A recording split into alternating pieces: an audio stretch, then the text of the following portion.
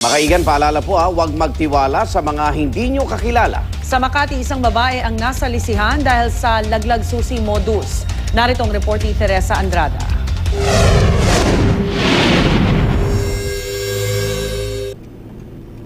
Paalala sa mga motorista lalo sa kababaihang nagmamaneho, mag-ingat sa mga masasamang loob na sumasalisi habang kayo ay pumaparada o bumabaybay sa kalsada. Ikinwento ni Michelle, di niya tunay na pangalan ang nangyaring pagnanakaw sa kanyang sasakyan sa Makati habang ipinaparada raw niya ang kanyang sasakyan sa pay parking sa gilid ng Valero Street. Isang lalaki ang lumapit sa kanya at sinabing nahulog ang kanyang susi. Sabi niya may susi daw, nasa likod, nakaipit. So sabi ko, may susi. So nagulat ako.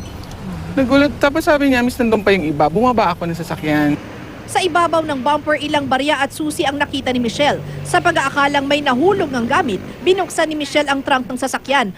Pagkabukas daw, ang lalaking kausap biglang nagtatatakbo palayo. Sumakay ako ng sasakyan. Pagsakay ko, tsaka ko lang nalaman na wala na yung buong bag ko. Natangay ng lalaki ang pera na dapat sana'y pasweldo para sa mga empleyado, tseke, ilang mahahalagang dokumento at mga cellphone.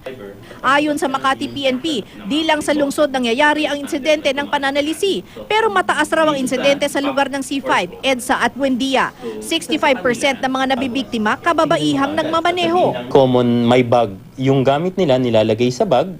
At kapag natsyempohan ang babae, naglalagay lang ng bag sa kanan o sa milikuran lang. Madali. Unlike ng lalaki minsan, bibihira, maghahanap pa sila ng hahalukayin.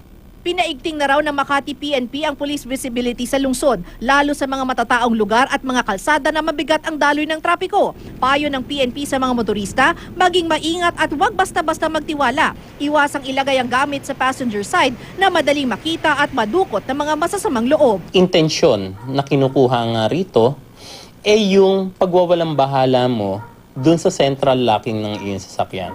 Means, pilitin mo wag magbubukas. No? Huwag kumausap sa stranger, sa hindi mo kakilala. Kung ikaw ay kinatok at alam mo na mawalang dahilan na ikaw ay hindi nabangga, ipagwalang bahala mo. Para sa unang balita, Teresa Andrada reporting.